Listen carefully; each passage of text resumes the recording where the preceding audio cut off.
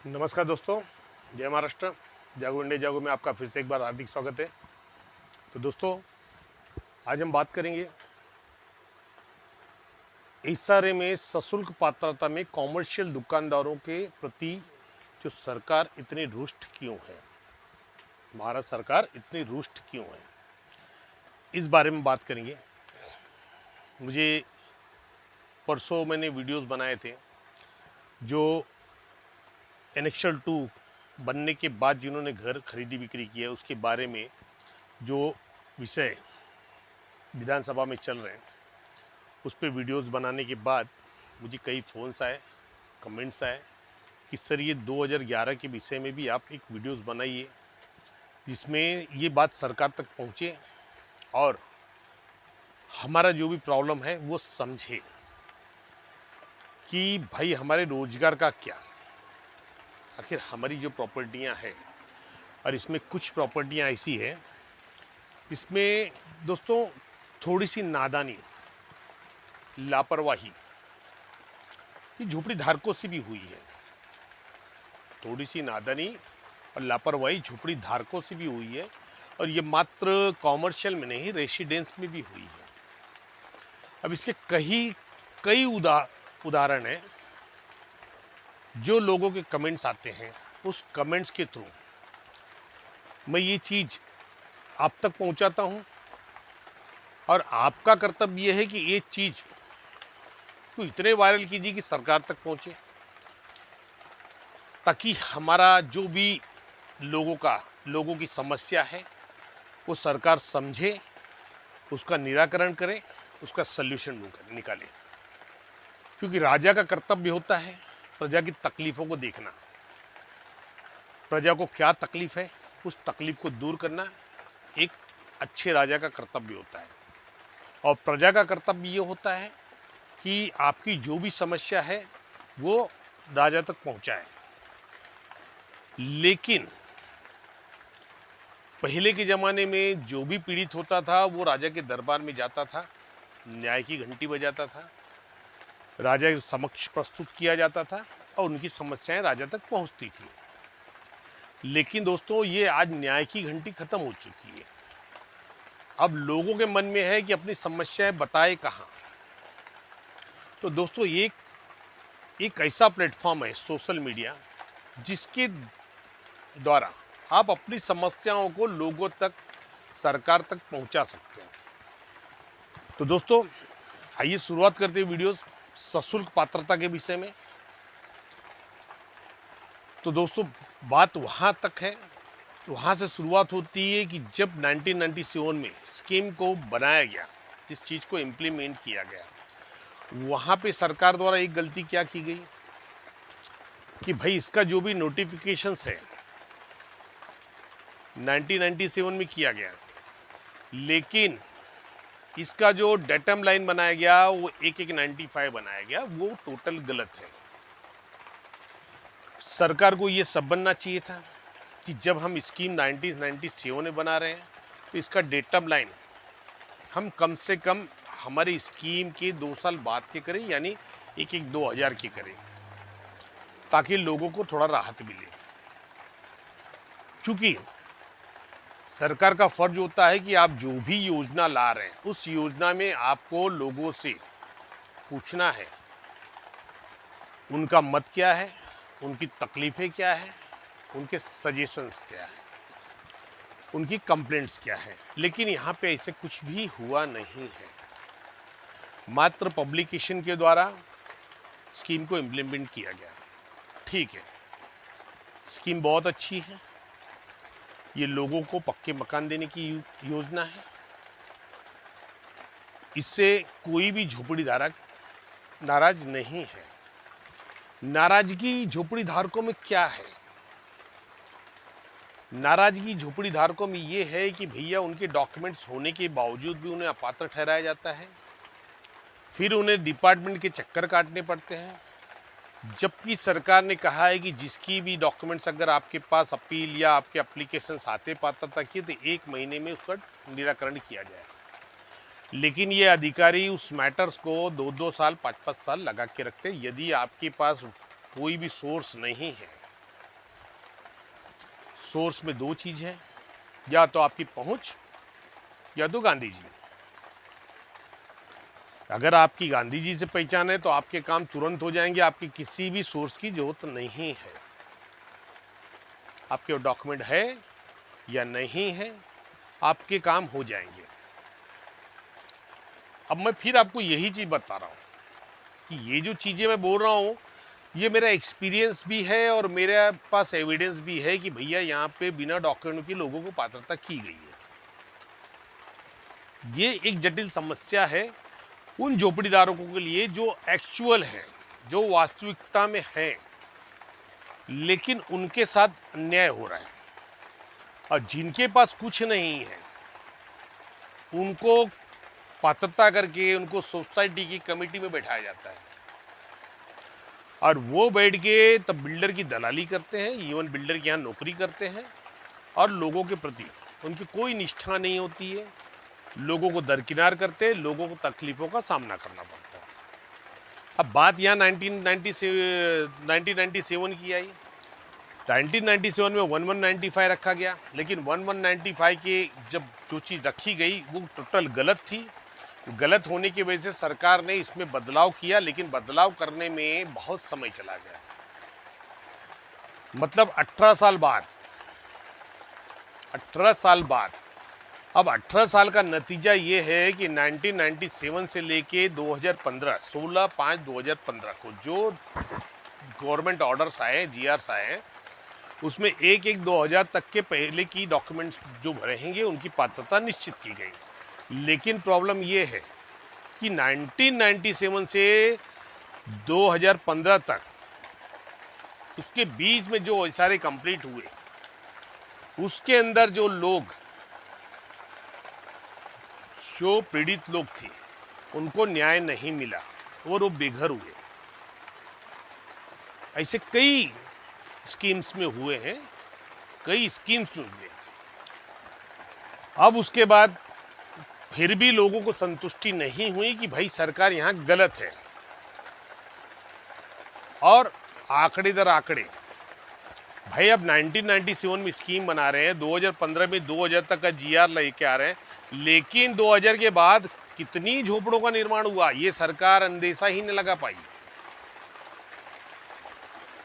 तब इन्होंने 2018 में 16/5/2018 को फिर एक जीआर निकाला और उस जीआर में कहा कि भाई 1/1/2000 के बाद से लेके 1/1/2011 तक के सभी झोपड़े सशुल्क पात्र होंगे। सशुल्क पात्र होंगे कि उनको जो उनको रूम मिलेगा उनका कंस्ट्रक्शन चार्ज भरना पड़ेगा। अब ये आने के बाद लोगों के अंदर थोड़ी सी राहत हुई और डिपार्टमेंट के अंदर भी थोड़ा सा उन्होंने सोचा कि भाई ये चीज़ आने से हमारे यहाँ की जो फाइलें पड़ी है दुनिया भर की पात्रता की, वो भी अब छटनी चालू हो जाएगी। लेकिन 2018 से लेके 2023 नवंबर दिसंबर तक बहुत लोगों की सशुल्क में पात्रताएं हुई। उसमें रेसिडेंस भी हुई, आरसी भी हुई और कमर्शियल भी हुए। अब अचानक 2023 के एंड में सरकार के पास ऐसा क्या प्रॉब्लम्स हुआ, ऐसी क्या समस्या आई कि उन्होंने जीआर निकाला। उस जीआर में कहा कि भाई सशुल्क में अब कमर्शियल की पात्रता नहीं होगी, जबकि 16/5/2018 में ऐसी कोई कैटेगरी नहीं बनाई गई थी, लेकिन एक कैटेगरी बनाएगी 2023 में जिसमें बहुत सारे लोगों के अधिकारों का हनन किया गया है। अब हनन कैसे किया गया वो भी मैं आपको बताता हूँ। अब मुझे बताइए कि 2018 से लेके 2023 तक कई मतलब अनेकों लोगों की कमर्शियल में पात्रताएं हुई हैं। अब उसके ऊपर कोई जीआर सरकार ने आज तक नहीं निकाला कि पहले जो पात्रताएं हो चुकी है उनको हम दुकान देंगे। ये चीज सरकार को सोचना चाहिए था, लेकिन सरकार ने यहाँ पे अधूरा जीआर निकाला। मतलब सरकार के काम करने की नीति भी अधूरी है। ये मैं बोल रहा हूं, ये मेरा अपना मानना है कि सरकार को अगर लगता है कि मैं गलत बोल रहा हूं तो सरकार मुझसे डिबेट करे इस चीज पे कि भाई आप ऐसा क्यों कह रहे हैं। तो आप मुझे बताइए, LOIA के अंदर रूल दिया गया है, एक कंडीशंस दी गई है कि जो भी झोपड़ी धारक पात्र है, जो भी झोपड़ी धारक पात्र है या होता है, तो सक्षम प्राधिकारी की जिम्मेदारी है कि भविष्य में उनको घर बस देना, उनको उनकी जो भी सदनी का गाला उनको प्रोवाइड करना, ये कंडीशन दी हुई है। तो क्या सरकार उस कंडीशंस का उल्लंघन नहीं कर रही है? आप मुझे बताइए, क्या सरकार उस कंडीशंस का उल्लंघन नहीं कर रही है? अब सक्षम अधिकारी बोलेंगे भैया मैंने तो पात्रता दे दी, अब सरकार नहीं दे रही, मैं क्या करूं? तो फिर जवाबदारी, जिम्मेदारी तो कंपिटेंट अथॉरिटी की है ना। कंपिटेंट अथॉरिटी उनको बसाने की जिम्मेदारी लिए हैं, उनको दी गई है। तो सरकार इसमें भी हस्तक्षेप कर रही है कि उन चीज़ों के बारे में एक भी खुलासा नहीं कर रही है कि भाई जो पहले पात्रता हो चुकी है उनकी पात्रता अगर निश्चित की तो रद्द नहीं की जा सकती, उनको अलॉट किया जाए। इस बारे में सरकार मौन रखी हुई है। अब मुझे बताइए कि भाई दुकानों का क्यों कैंसिल कर रहे हैं, क्या कारण है? अब ये कहते हैं कि सेंट्रल गवर्नमेंट ने कहा है कि हमें लोगों को आवाज देना है। तो भैया आप अगर आवाज देना तो आवाज तोड़िए, ये इनकी आजीविका के ऊपर हथौड़े क्यों चला रहे? तब कमर्शियल दुकानें मत तोड़िए ना, फिर कमर्शियल दुकानें मत तोड़िए। बिल्डर को बोलिए कि भैया आपको बीच में है तो इनको साइड में आप बना के दे दीजिए, इनको स्कीम में मत लीजिए। क्या सरकार ये नहीं कर सकती? आप किसी की प्रॉपर्टी ले रहे हैं और फिर बोलते हैं कि भैया तुम्हारी पात्रता नहीं होगी, ये सरासर गलत है। आखिर ये जो भी डेवलपमेंट के अंदर में ये जो भी बेनिफिट डेवलपर्स को क्यों दिया जा रहा है, सरकार का फायदा क्या है इसमें? ये मैं सरकार से जानना चाहूंगा कि भाई उस व्यक्ति को आप अपात्र कर रहे हो, लेकिन उसके प्लॉट के एफएसआई तो डेवलपर यूज कर रहा है, उसके प्लॉट की एफएसआई तो डेवलपर यूज कर रहा है। अब डेवलपर यूज कर रहा है, सरकार को फायदा क्या उसका? सरकार को क्या फायदा, ये सरकार बताए ना। तो इससे अच्छा है कि जब उस प्लॉट को और उसकी एफएसआई को जो डेवलपर यूज कर रहा है तो भैया उसको दीजिए ना, ससुल की है ना। अब 2.5 लाख रुपए का आपने लगाया अपने कॉमर्शियल का, अपना रेसिडेंस का, तो 3.5 कर दीजिए, इसको 3 कर दीजिए, ताकि उनका भी रोजगार कहीं भी खत्म नहीं हो जाए, उनका रोजगार खत्म नहीं हो जाए। आप बेरोजगार क्यों कर रहे लोगों को? क्या कारण है सरकार का? ये सरकार का दोहरा रवैया, दोहरी नीति है जो कि जायज नहीं है। सरकार हमेशा यही काम कर रही है जो चीज को समझना चाहिए। क्या ये GR निकालने के पहले क्या ऑब्जेक्शन सजेशन मंगाए थे लोगों से कि भैया ये चीज रद्द की जाए या नहीं की जाए? सरकार को निकालना चाहिए ना, संवैधानिक अधिकार दिया गया है। लेकिन सरकार मनमानी कर रही है, तानाशाही कर रही है। क्यों उन दुकानदारों को नहीं देना चाहिए जो 2000 के बाद के इनके डॉक्यूमेंट्स है, 2011 के पहले के, क्यों नहीं देना चाहिए? इस बात पे मुझे सरकार जवाब दे। सरकार का बेनिफिट क्या है इसके अंदर? बिल्डर तो बेनिफिट कमा रहा है, लेकिन सरकार का बेनिफिट क्या? मतलब सरकार बिल्डर के लिए काम कर रही है, तो उस गरीब झोपड़ीदार उनका व्यवसाय, उनका रोजगार खत्म कर रहे हो, उनको बेरोजगारी की तरफ लेके जा रहे हो। क्या सरकार को समझ में नहीं आता? जहां लोग बेरोजगारी की तरफ बढ़ रहे हैं वहीं सरकार और लोगों को बेरोजगार बना रही है। तो ये तो मैं यही समझू ना कि भाई अगर उनका अधिकार है, उनका घर, उनकी दुकानें हैं, तो उनको दीजिए ना। अच्छा, दूसरी चीज मुझे बताइए, जब यहाँ पे जब पहले सशुल्क में आप 16/5/2018 को जब GR निकला था सशुल्क पात्रता में, उसमें ये भी कहा गया था कि भैया ये जो पैसे भर रहे हैं, कंस्ट्रक्शन चार्ज भर रहे हैं, तो ये 3C के दायरे से दूर रहेंगे, इनके ऊपर 3C की कार्रवाई नहीं होगी। अब 2023 में इनके ऊपर 3C की कार्रवाई लेके आ गए। क्यों भाई? जब वो पैसे भर के घर ले रहे तो उनके ऊपर 10 साल का 5 साल का प्रतिबंध क्यों? तो ये सरासर नाइंसाफी है, लोगों के साथ नाइंसाफी है, खासकर कमर्शियल हटमैन ड्यूलर के साथ नाइंसाफी है। इनकी भी पात्रता होनी चाहिए, इनको न्याय मिलना चाहिए। ये सरकार की जिम्मेदारी है, ये सरकार का कर्तव्य है कि बिना सोचे समझे कोई भी बेढंगा जीआर निकालना और उसके अंदर आधा अधूरा जीआर निकालना, ये कहाँ की नीति है, मुझे बताइए ना। अब जीआर निकालते हो तो पूरे जीआर में हर चीज का ब्यौरा दीजिए ना। हर जीआर इनका अधूरे निकलते, और जो जीआर निकला उसको इम्प्लीमेंट करने के बाद 2-2 साल लग जाते। ये कौन सा कानून है आपका? ये कौन सा कानून है? हर जगह पे एक ही चीज। अभी इन्होंने 5 साल का जीआर लेके आया, कितना 5 साल का जीआर लेके आया। फिर ये कहते हैं जिन्होंने नेक्सल 2 में नाम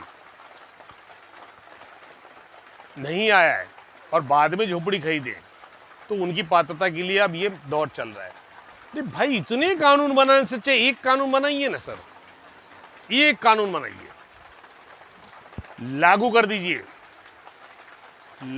दीजिए कि आपका एलओआई आने के बाद 5 साल के बाद खरीदी बिक्री मान्य।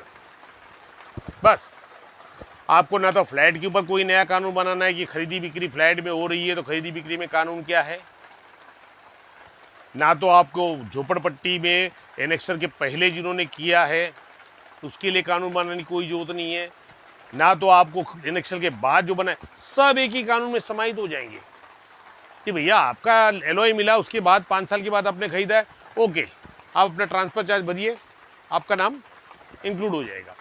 एक नियम लगाइए ना सर, ये हर चीज के अलग कानून क्यों? दोस्तों एक चीज मैं समझा देता हूं, कानून जितना ज्यादा होगा भ्रष्टाचार उतना ही ज्यादा होगा। कानून जितना ज्यादा होगा भ्रष्टाचार उतना ही ज्यादा होगा, और कानून जितना कम होगा भ्रष्टाचार उतना ही कम होगा। आज प्रॉब्लम क्या है, हर डिपार्टमेंट कहता है भैया ये मुझसे संबंधित नहीं है। अरे भाई, सरकारी डिपार्टमेंट है और सरकार का अपना संवैधानिक नियम है कि आर्टिकल 51 के खंड में ये दिया गया है कि हर व्यक्ति कर्तव्य से बंधा हुआ है कि कहीं भी सरकारी संपत्ति का नुकसान है तो उसके खिलाफ लड़े।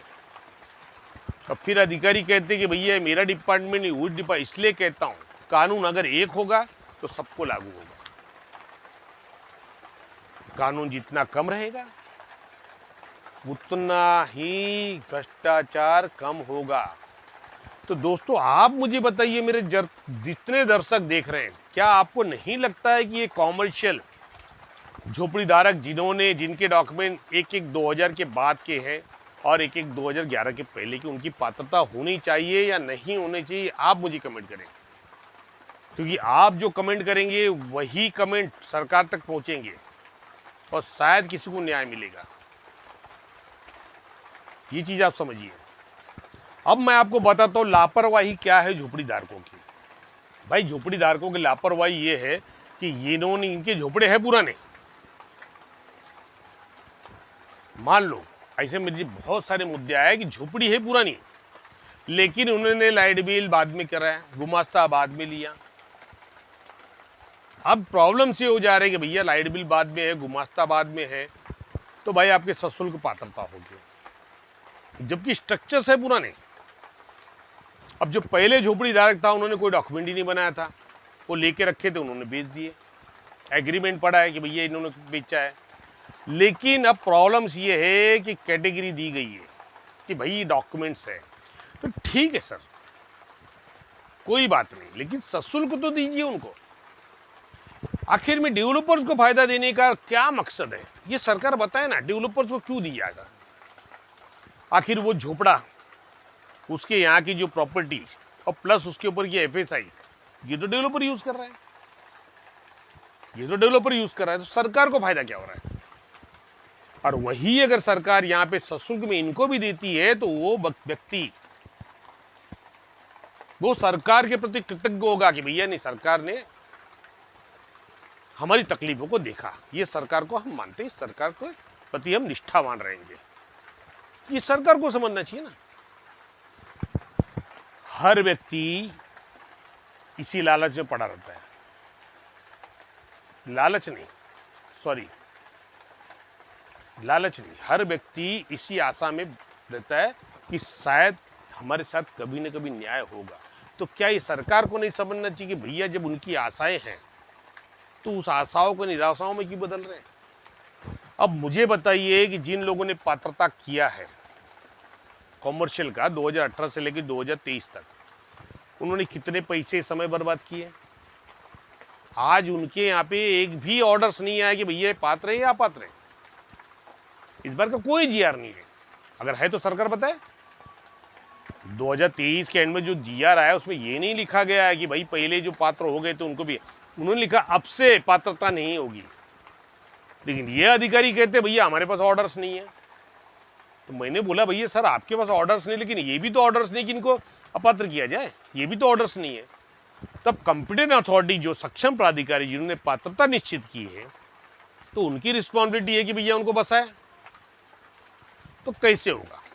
मतलब ये आपसी अपने ही डिपार्टमेंट के अंदर एक में डिपार्टमेंट युद्ध छेड़ रहे हैं। क्या आपको नहीं लगता है डिपार्टमेंटल युद्ध चालू हो गया कि सक्षम प्राधिकारी बोलेगा भैया मैं नियम था मैंने पात्र किया, अब मैं अपात्र कैसे करूं उसको?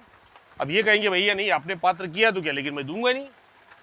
अब इसमें गृह युद्ध चालू हुआ कि नहीं? लेकिन पीसा कौन जा रहा है? वो गरीब झोपड़ी धारक, वो कॉमर्शियल झोपड़ी धारक पीसा जा रहा है। और दूसरी चीज, आपको 2011 लाना था सर, 2015 कर देना चाहिए था ना। 2011 के हिसाब से जब आपने 2018 में किया जीआर लाया, 2015 का करना चाहिए था, 2016 का करना चाहिए, 2011 ही क्यों? ये कौन सा आंकड़ा है 2011 का, मुझे पता ही है सर। 11 साल और 2011 क्या है समझ में? सिर्फ 2015 कर देना चाहिए था, 2016 कर देना चाहिए था, 2011 ही क्यों? क्या ऐसा कारण था कि 2011 तक? क्योंकि मैं अगर ये मानता था कि अगर ये 2011 में या 12 में होता था तो मैं मानता था चलिए रिसेंट ईयर को 2018 में निकला है, 2018 में निकला है तो 2011 तक की वैधता क्यों गिर गई? 2015 तक भी दे सकते थे ना। आखिर जो झोपड़ी धारकों को उनका घर मिलेगा तो सरकार को तकलीफ क्या है? आप फ्री में तो नहीं दे रहे ना सर, उनकी झोपड़ी है वहां पे, भले चलिए डॉक्यूमेंट्स नहीं है उनके पास, नए डॉक्यूमेंट्स हैं, लेकिन जब आप कह रहे, सरकार कह रही है कि भैया हमको हर परिवार को घर देना है, तो डॉक्यूमेंट क्या? डॉक्यूमेंट से मतलब क्या? तो सरकार तो आवाज देती नहीं, व्यवसाय कहाँ दे रही है मुझे बताइए ना। तो सरकार व्यवसाय की भी सोचे ना कि भैया अगर मैं खाली आवाज दे दूंगा, व्यवसाय नहीं रहेगा तो लोग करेंगे क्या? मतलब फिर गुलामी की जिंदगी, बाहरी लोग आएंगे हमारे पर गुलाम, हमें गुलाम बनाएंगे और हम क्या, हम नौकरी करें? मतलब हम व्यापार नहीं करें, हम नौकरी करें। ये सरकार का दोगला रवैया है। मैं इस चीज को नहीं मानता हूं कि ये चीज होनी चाहिए या नहीं होनी चाहिए। आप मुझे बताइए, क्या सरकार सही काम कर रही है कि भैया आप एक बार किसी को एक सपना दिखा दो और फिर सपने को तोड़ दो? अरे भैया आपने जीआर पास कर दिया है, फिर आप उसको कैंसिल कर रहे हो, और कैंसिल कर भी रहे हो तो ये भी नहीं बोलो कि भैया अभी तक जो पात्र है वो पात्र है, ये उन पे लागू नहीं होता, ये भी नहीं आपने बोला। आधे अधूरे पे छोड़ गया, कंफ्यूजन, जिससे कि महाभारत में हुआ था, अश्वत्थामा कुंजरो या नरो, कि भाई वो समझे ही नहीं कि अश्वत्थामा हाथी था क्या अश्वत्थामा द्रोणाचार्य का बेटा था। तो ये परिस्थिति सरकार कर रही है, क्या कारण? लोगों को कंफ्यूज करने का कारण क्या? तो सर ये मैटर को उठाइए, सरकार तक पहुंचे, विधानसभा तक पहुंचे और वहां पे इस चीज का खुलासा हो कि भाई ये अधूरा जीआर क्यों निकला और क्यों कॉमर्शियल झोपड़ी धारकों को नहीं देना चाहते। भाई सरकार तो किसी को नौकरी देने से रही, बच्चे बेरोजगार हैं, कम से कम उनके माँ पिताजी जो व्यवसाय कर रहे हैं उन्हीं को बढ़ावा दीजिए ना सर। उस व्यवसाय में भी सरकार की रेवेन्यू जनरेट होती है। अब ये मत बोलिए कि भैया वो घर में जो व्यापार कर रहे हैं, छोटी दुकान लेके, क्या उनसे भी रेवेन्यू जनरेट होती है? वो जो भी आइटम बेचते हैं, आर्टिकल बेचते हैं ना, चाहे वो सब्जी हो चाहे कुछ भी हो, वो हर चीज़ पे जो खरीदते हैं ना वहाँ टैक्स भर के लेके आते हैं और फिर बेचते हैं। हर चीज़ पे टैक्स है सर। शायद एग्रीकल्चर में तो नहीं होगा, लेकिन वो चीज़ भी लोगों की सुविधा है, मेहनत करते हो लोग। तो मेरी रिक्वेस्ट है आप सभी से कि वीडियो को वायरल कीजिए। जैसे ये एक मुद्दा जो विधानसभा में उठा है, तो ये मुद्दा भी विधानसभा में उठे, चाहे अपोजिशन से उठे या सरकार पक्ष से उठे, बस लोगों को न्याय मिले। तो दोस्तों देखते रहिए जागो इंडिया जागो, जुड़े रहिए। हम आपके लिए अच्छी अच्छी वीडियोस, नॉलेजेबल वीडियोस जो एसआरए के बारे में और जो भी अराजकता जो सरकार के द्वारा की जाती है या राज्य में फैली हुई, उसके विषय में भी हम आपको अवगत कराते रहेंगे। और जो भी वीडियोस है वो आपको लगता है कि इस वीडियोस को सरकार तक पहुंचना चाहिए, तो उसको वायरल कीजिए, अपने दोस्तों को शेयर कीजिए, ताकि लोगों तक, सरकार तक पहुंचे और इस पे लोगों का भला हो। तो धन्यवाद दोस्तों, मिलते हैं नेक्स्ट वीडियो में किसी और विषय में। जय हिंद, जय महाराष्ट्र।